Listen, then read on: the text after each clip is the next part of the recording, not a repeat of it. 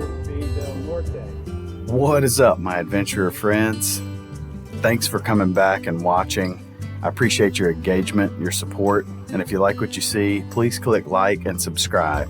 It's free, it helps my channel, it supports me, and gives me some motivation to continue making content for you guys. I really enjoy it, and I really thank you for your support thus far. I think we're up over 800 subscribers. But yeah, you're watching episode 9 of the Continental Divide, the Hard Tracks Part 2. Enjoy the show.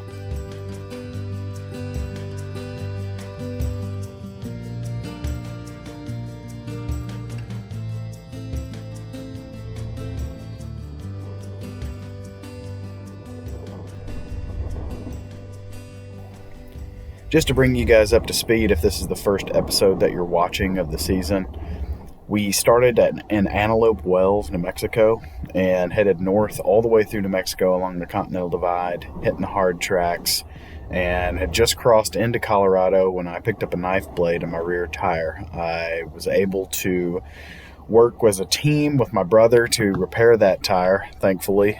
When I checked my front tire, it was at 10 PSI, so I was riding 2 tires that were very fragile. One with a rear tube and one that was losing air pressure, and I wasn't sure why or where. So we're just trying to limp it into Del Norte, Colorado, and it was about 30 to 40 minutes or more of off-road and on-road to get there. So just kind of babying it, taking it easy.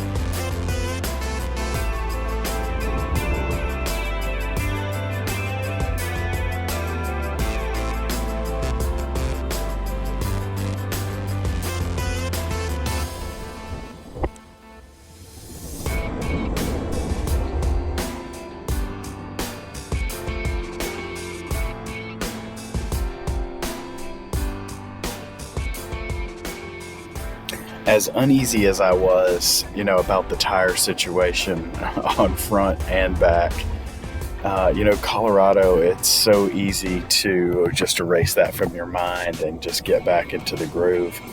One of the first words that comes to mind when I think of Colorado is wow. Just a visual dessert. If I lived out there, I'd probably have a hard time staying off my bike constantly. It's just, there's so much to do, and this along the Continental Divide is not even the meat and potatoes of Colorado. Just looking at pictures and other adventures around the Alpine Loop and things like that, southwestern Colorado itself has a whole other element that you don't even get to see along the Continental Divide. So I'm going to get a chance to see that here in a couple weeks, taking the family out to do that trail, recommended by my brother. So real excited for that opportunity. But yeah, Colorado, man, that's where it's at. What's up, guys?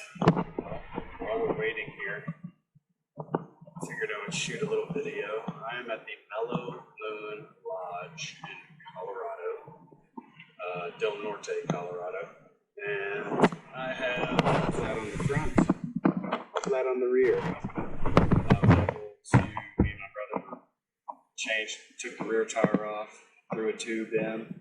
That got me off the mountain, and basically right to the first stoplight in Del Norte, and my front started, moving around. Weird. And the front tire was shot as well. So I have a wrecker inbound. We've used our rear tube. We've got a wrecker inbound about an hour to an hour and a half. It's about noon on Friday. And we're going to get that towed to the shop. So I am leaving Alamosa. Huge shout out to Peak Motorsports in Alamosa. Scott working the counter, super helpful, friendly. Went through what I needed. And Chad, the mechanic, man, so helpful, so appreciative of them helping me out today. Had me back on the road in just a couple hours from off the tow truck. Worked me right in. Just a huge shout out, man. If you're in Alamosa, that is a great shop. I can tell you from just being there, the short time that I was, I'd be a regular at that place for sure.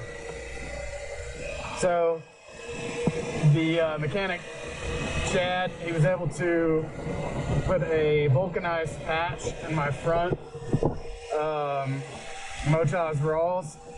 So I'm able to keep that knobby, thank God, for the NAR tomorrow. And I've got a Shinko 805 on the rear. So my digging capability and the sidewall grip on that rear tire is not going to be what I had on there. So it'll be interesting when I'm trying to climb shell rock with a paddle style rear tire.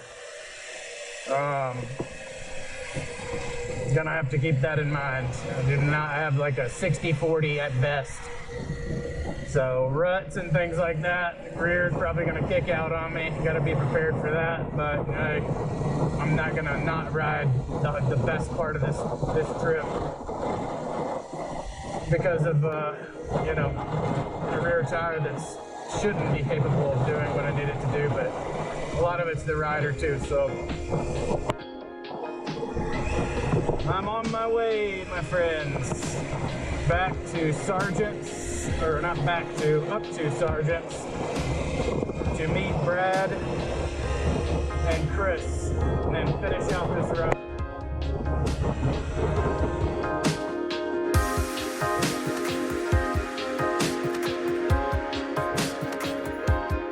The highway stretch that I took was more or less mitigation of risk. I wanted to hop back on the Continental Divide, but I also didn't have a tube. I didn't want to push my luck. I was by myself. I was, an hour and 50 minutes, nearly 2 hours away from the guys from Alamosa to Sargents. And yes, this highway stretch was painful, but the Touareg is a very highway capable machine and made it much more enjoyable than it would have had I been on a dual sport or a lighter motorcycle. Either way you look at this, it was still an awesome experience. Being able to ride at all in Colorado is a blessing. As you can see just from the footage, and this is just stuff from the highway that you're seeing. This is not including all of the off-road trails that you can take and go places where vehicles can't go. You're still able to experience this, some of this beauty from a vehicle. We have the Appalachian Mountains in the southeast and, stretching obviously up to the northeast, of which we've seen in East Tennessee and North Carolina area, and it's beautiful, but man, this just doesn't compare to Colorado and the West.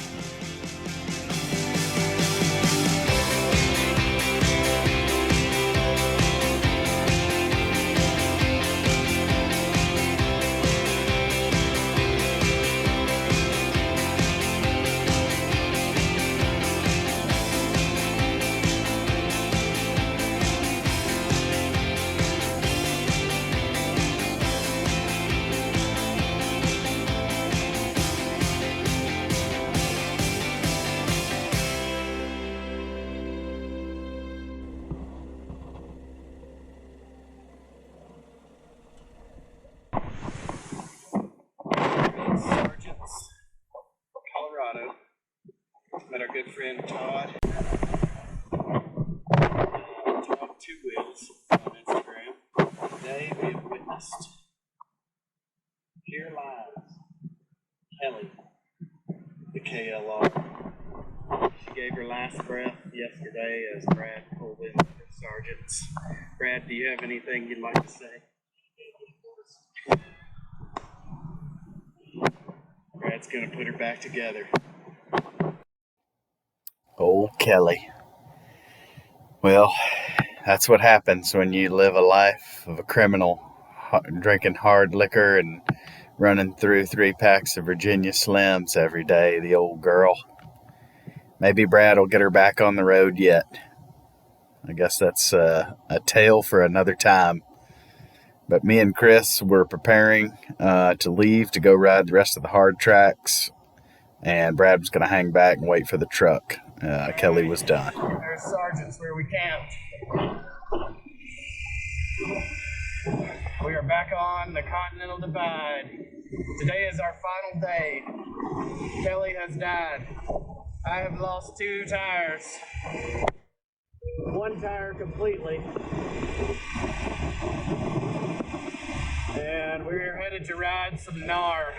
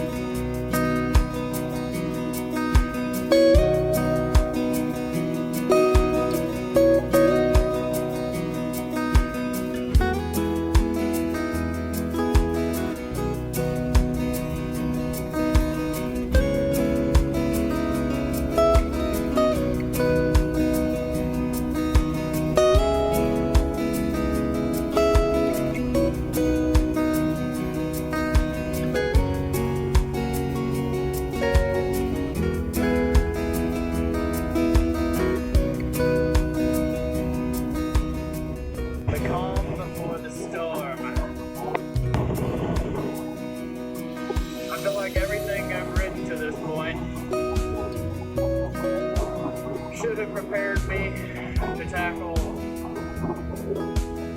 some of the toughest terrain in Mexico with no joke. Never seen anything like it in my life.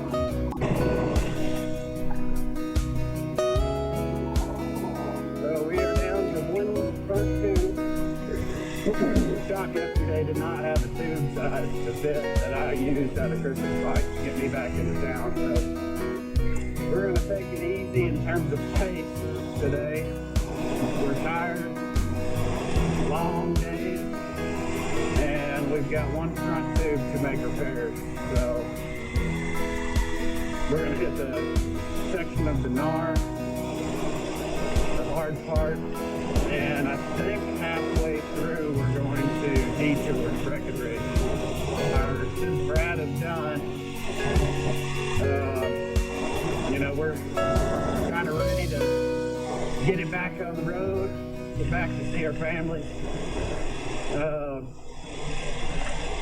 But we're going to put in this last little stretch, and they're going to be here within 5 hours, I think, so that gives us at least enough time to do half of this track before we got to cut it in half, I think, and blacktop it. So man, that's just beautiful.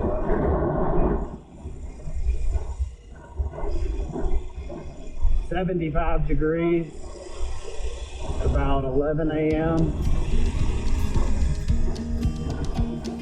Feels great, man.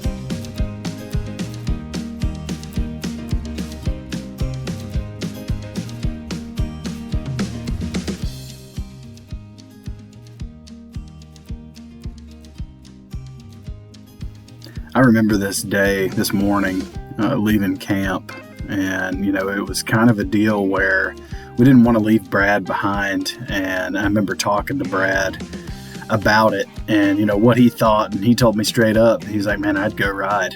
We kind of left on that trip with the understanding if something happened to one of us that the other two would go on, being that we don't have the time that some of these guys have to carve out, working full time. It's hard to put this together, and being out there and wasting an entire trip is just, you only get this opportunity a few times, every other couple of years. So you have to capitalize on, the time that you have out there, because it doesn't come easy.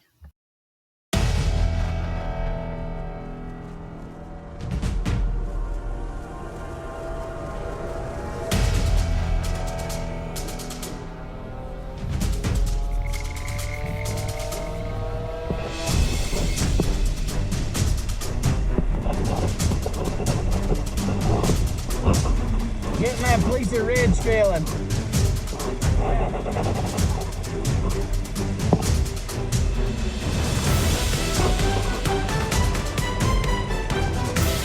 Cross my heart and hope to live.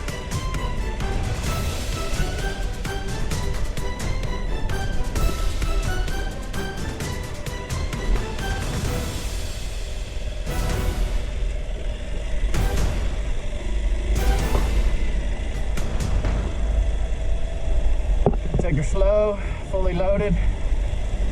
It's gonna be some gnar, no doubt.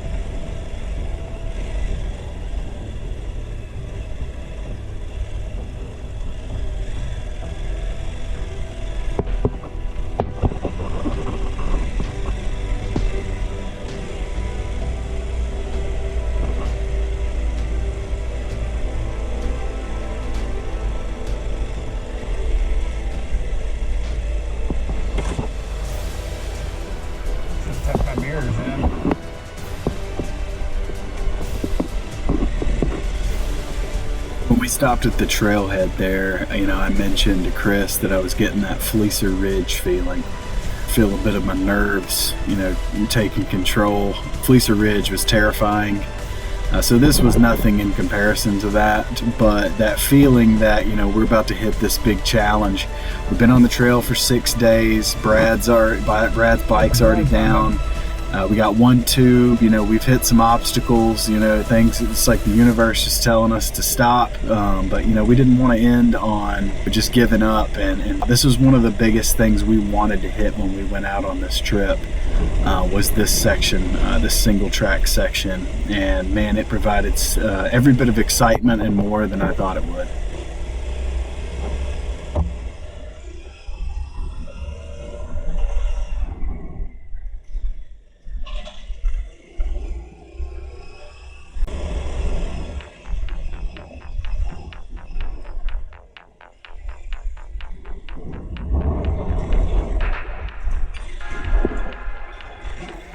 At this point on the trail, we're 1,400 miles from home, and although that we were lucky enough to have a truck that was manned by one of our friends within a day or two shot away from us at all times, it's still a risk, especially when each of us are individuals on our own bikes. And something goes wrong, like Brad's situation, he's back at camp and we're continuing on.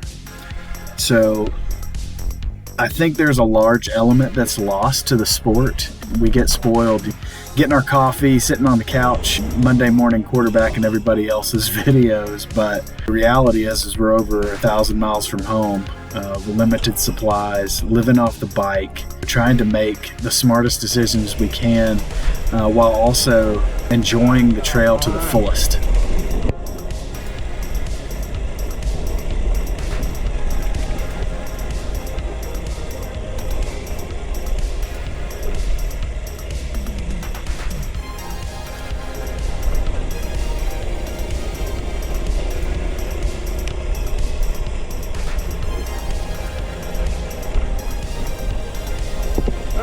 To go.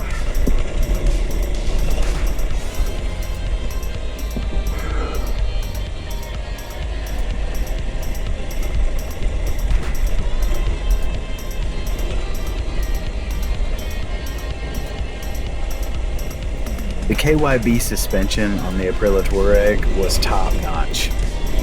Saved me in multiple situations, allowed me to traverse terrain that I would have otherwise spilled over in. You can look at it, this is all bike, just climbing these rocks, and it was a treat to experience that finally. Having a nice suspension set up on a bike. It's definitely the first one I've had that has had a quality suspension worth bragging about. That's fine.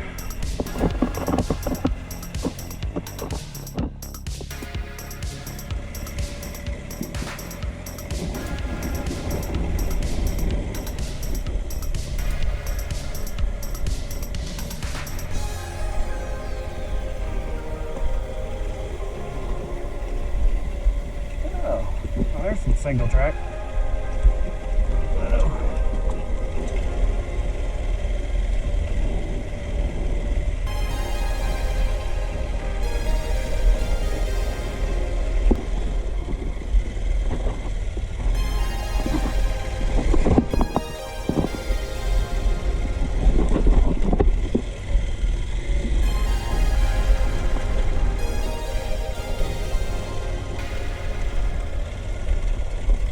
I remember from watching Meerkat ADV's videos of this section, he was on a 690 fully kitted out, and said he was scraping the sides of his pegs on the side of the trail, saying that a midsize probably wouldn't make it. That was definitely an accurate assumption, as I was on a midsize, and you'll see that I make it, but it is not an easy task. Not a recommended bike for you to take on the trail. Was it awesome? Yes. Was it a memory that I will never forget? Yes. Did I hate going on it once I was actively on it at the time after how tired I was? Yes. There was a bit of regret there. I am glad that obviously I went on the trail.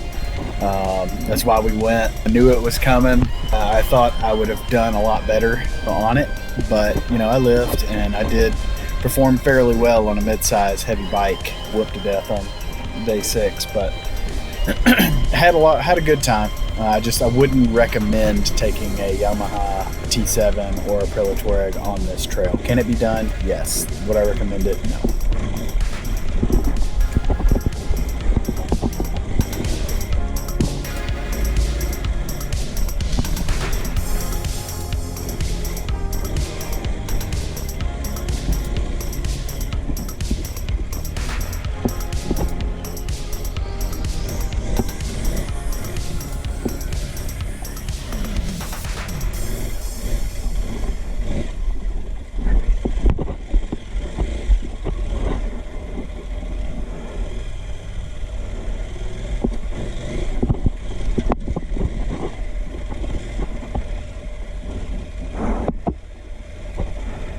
I wish I was walking.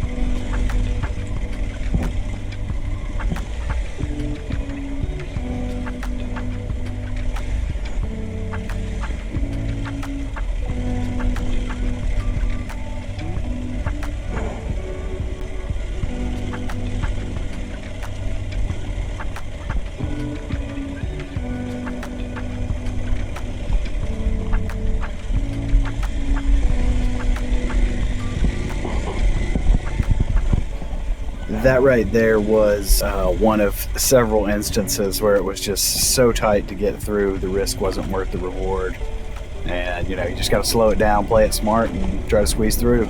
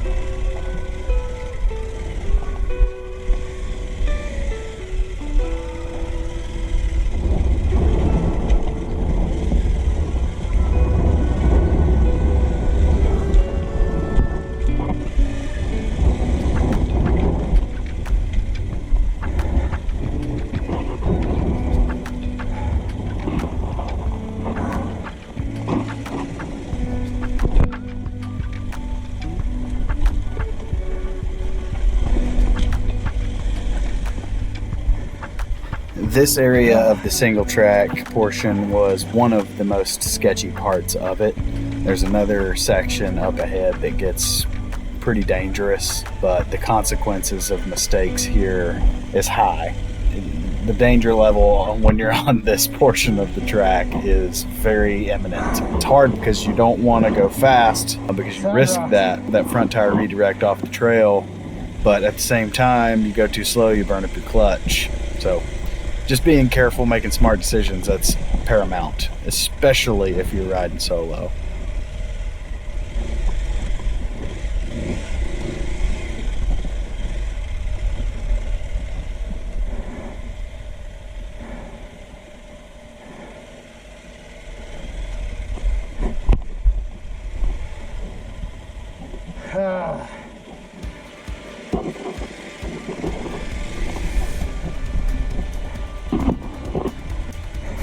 Y'all get by there? Oh, you're good. If you guys can get by there, I can lean it over. You're good.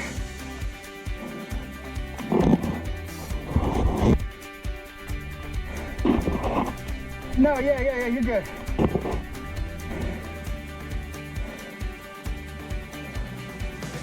Yeah, man, y'all too.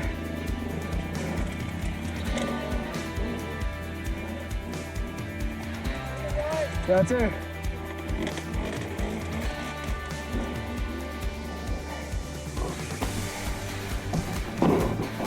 Oh, that's what it should be on. Start on this big rock. I'm gonna be able to get past it.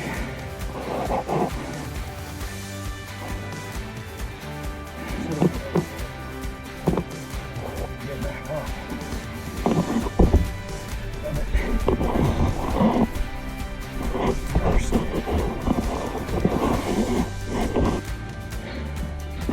Oh geez.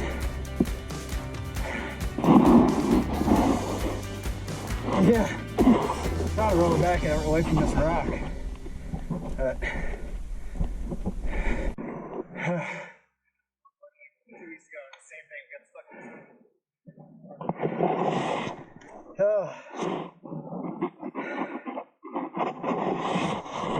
What's that? I was trying to bring the back tire out this way so I could split that rock, but yeah, sure. Yeah, my brother is on the 500.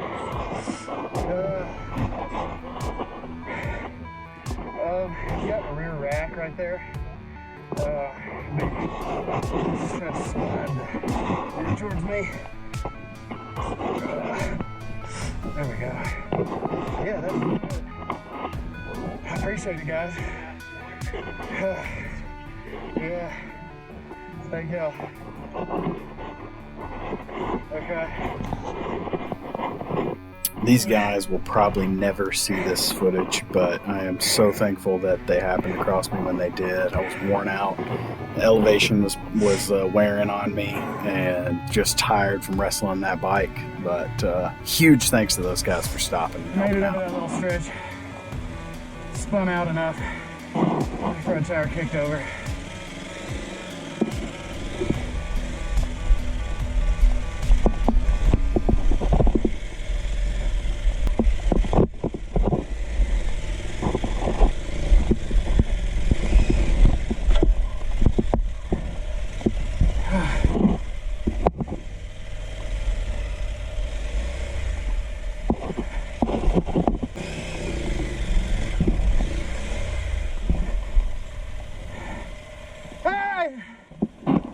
Sorry. I didn't know if you were seeing me, so.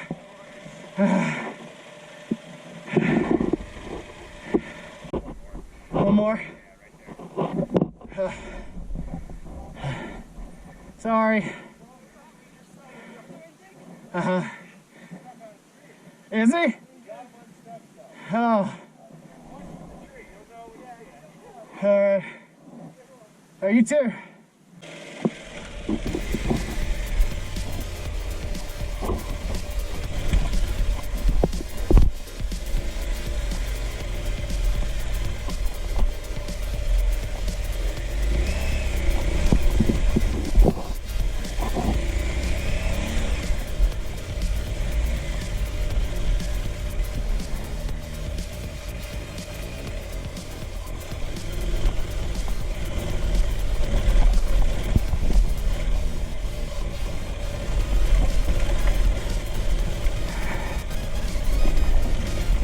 little bit easier with momentum, but I'm gonna hit my skid plate.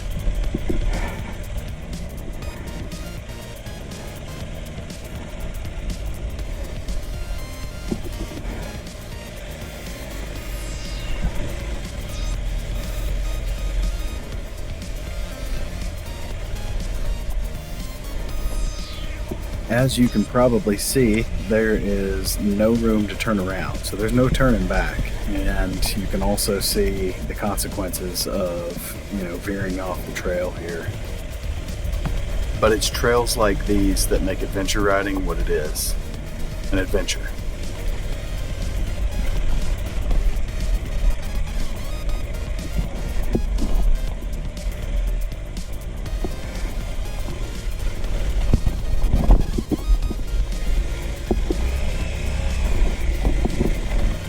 The Touareg is such a capable bike, very well centered, the weight is low. Even though I'm struggling here, somebody with a better skill set may not have a problem doing some of this stuff. But being fully loaded with that extra 100 plus pounds on my back, I really felt the weight of the Touareg here. And knowing that Kris obviously was on a 500 and Brad ended up buying a Husky 501, it ultimately pushed me after this trip to sell the Touareg and put a new bike in my sights that would be a little bit more agile and lightweight. So I'll have that announcement coming at the end of the season, maybe before episode 10. I'm not sure yet, depends on when the bike arrives. But yeah, great bike, just a little bit heavy for what I want to do.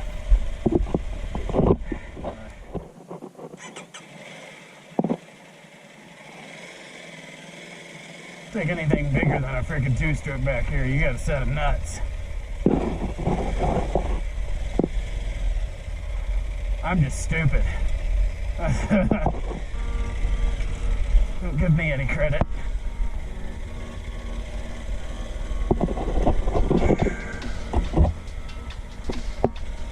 I enjoy these slow sections to get my strength back.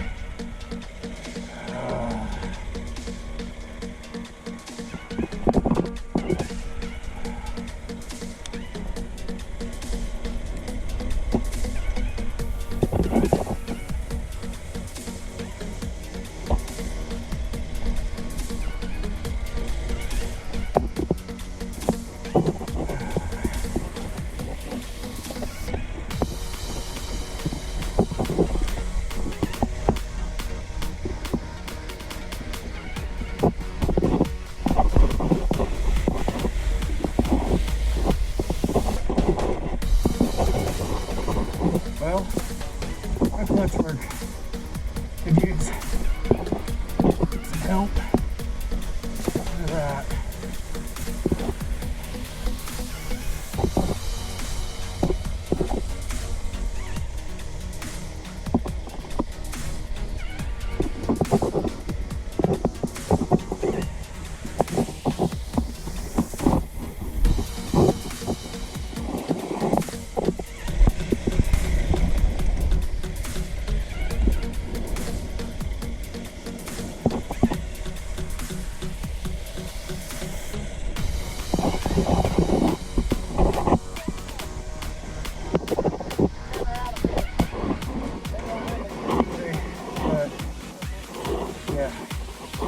What we're on now. Well, it looks like it crosses over, so as long as we pick it back up. I do.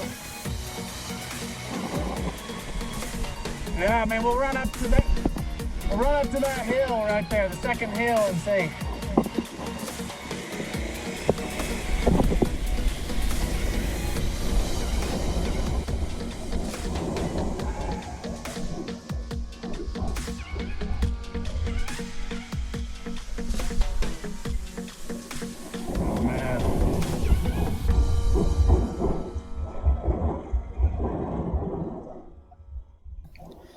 Making it up to this point and seeing across the tops of these mountains across Colorado, closely following along the Continental Divide, but this portion not actually being the Continental Divide, this was probably one of the most, if not the most, beautiful viewpoints of the trip. The struggle, the fatigue, the danger, the risk, it was all worth it getting up here. And we're not done yet. There's still a difficult portion coming up. But yeah, this really rejuvenated me, re-energized me to keep going.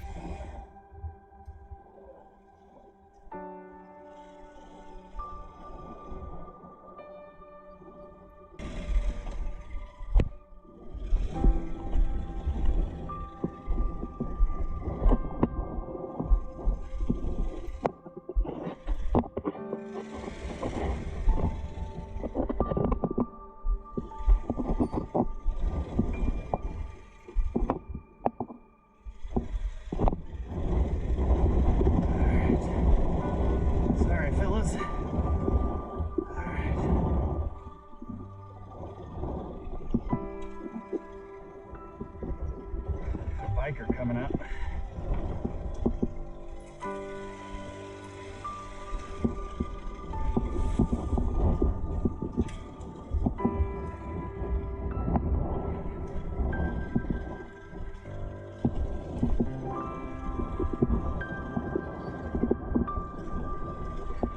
Thank you. Have a safe trip.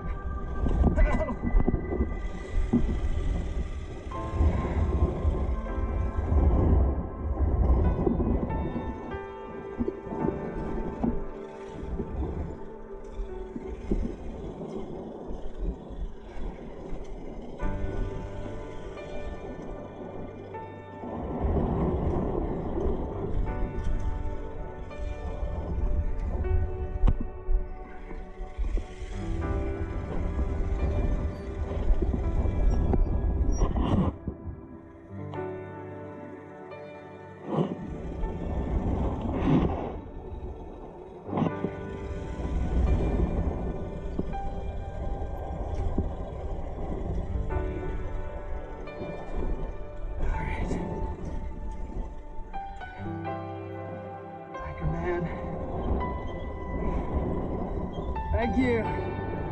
Have a safe trip.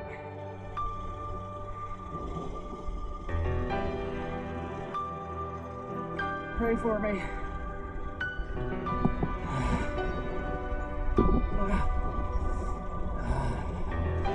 Saved it. It's so slow over the good parts.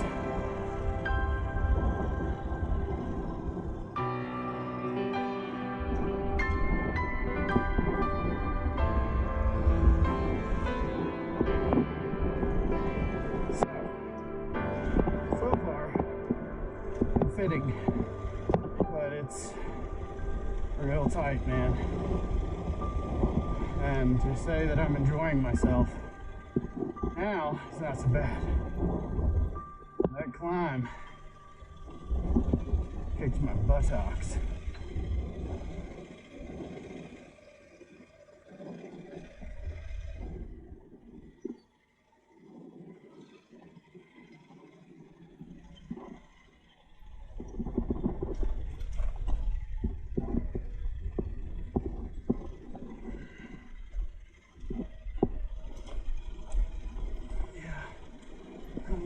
Right. I know.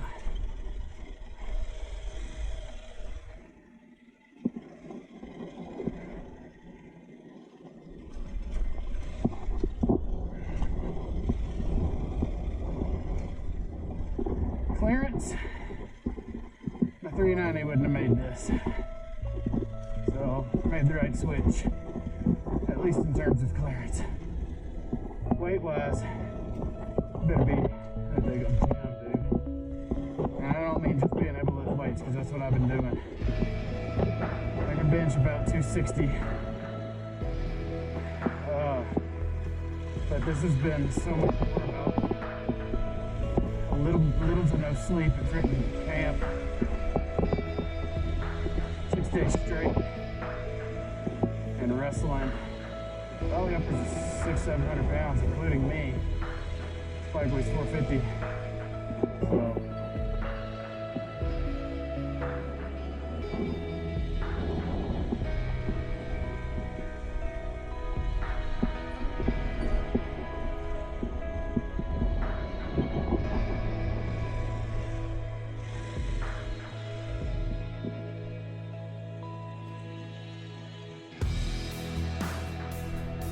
Get speed over some of this stuff, but this doesn't make sense too.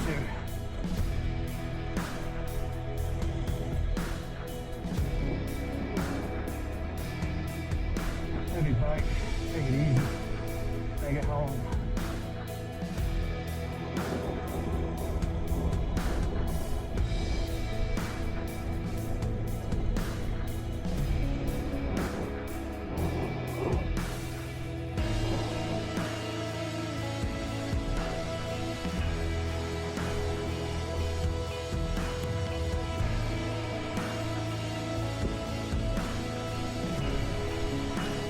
Hey, all those woodchucks.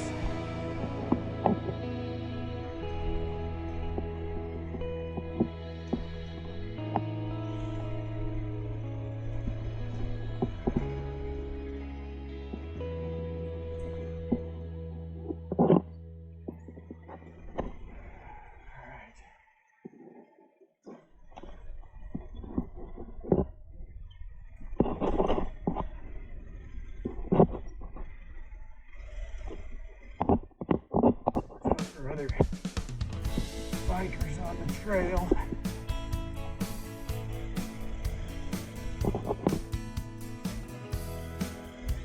The suspension on this thing has been so forgiving. Just helped me every way. Ow! Your boot.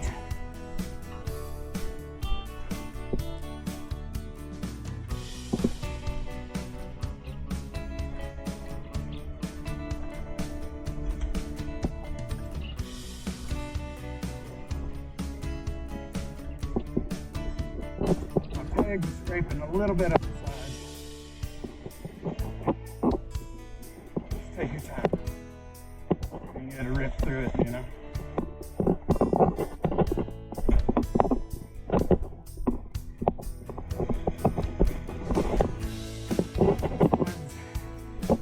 Getting any sponsorships.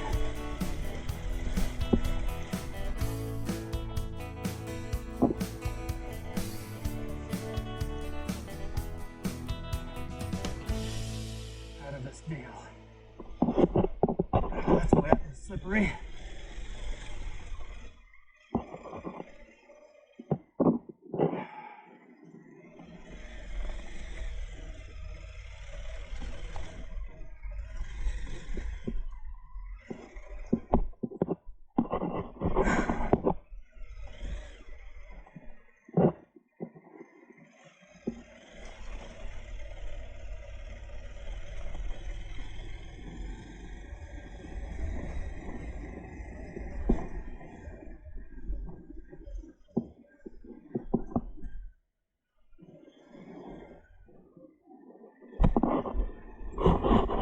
Creek, Continental Divide Trail. Safe trip. So as we stopped at this little crossroads here to get our bearings, a couple of guys came over on mountain bikes and we chatted them up, about what kind of terrain lays ahead of us. They said it was pretty tough, and they also mentioned that there was like a dirt bike group up there, on two strokes that were digging out the rest of the pass because it was covered in snow. They said they didn't think that we were going to be able to get through it. The guys might help our bikes over if we go up there and ask them. Both of the gentlemen there were in their early 70s, mountain biking this trail, which just blows my mind. But staying in shape definitely pays off because those guys were troopers.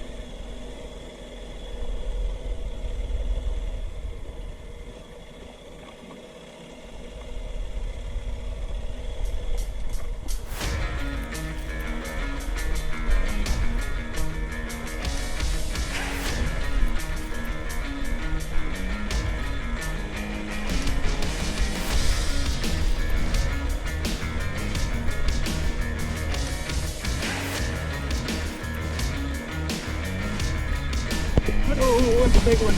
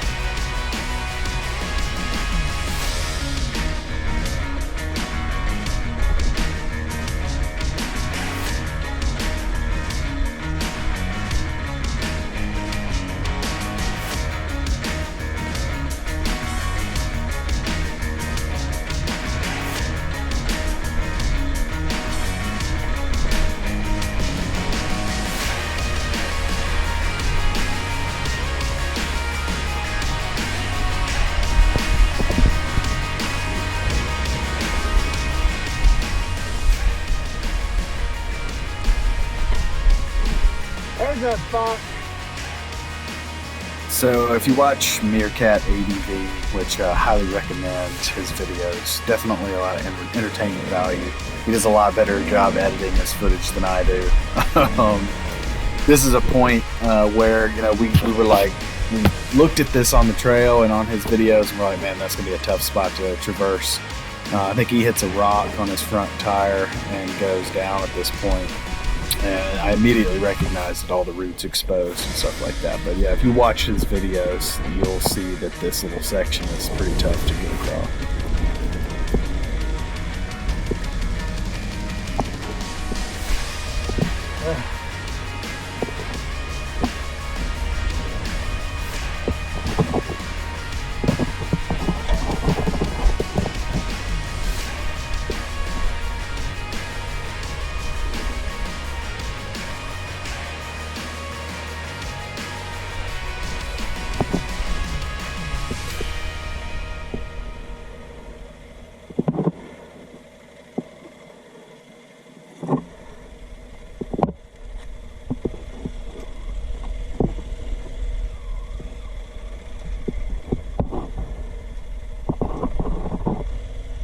Well,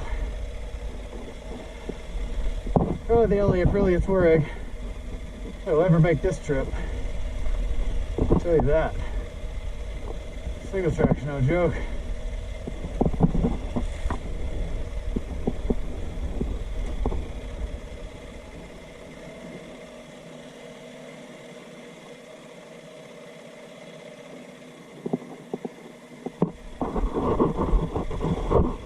Thank you.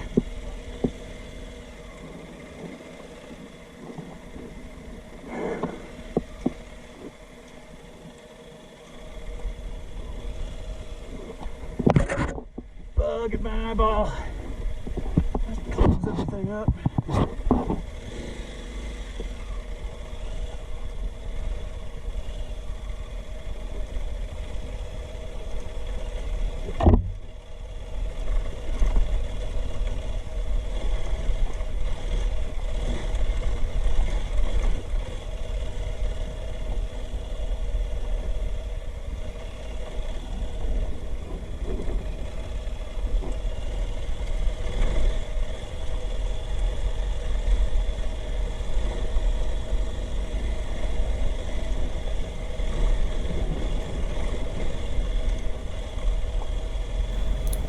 This is definitely another part of the trail that was really sketchy. The consequences of leaving that trail, you know, to the right is serious physical injury or death. Had to really stay sharp and pay attention here.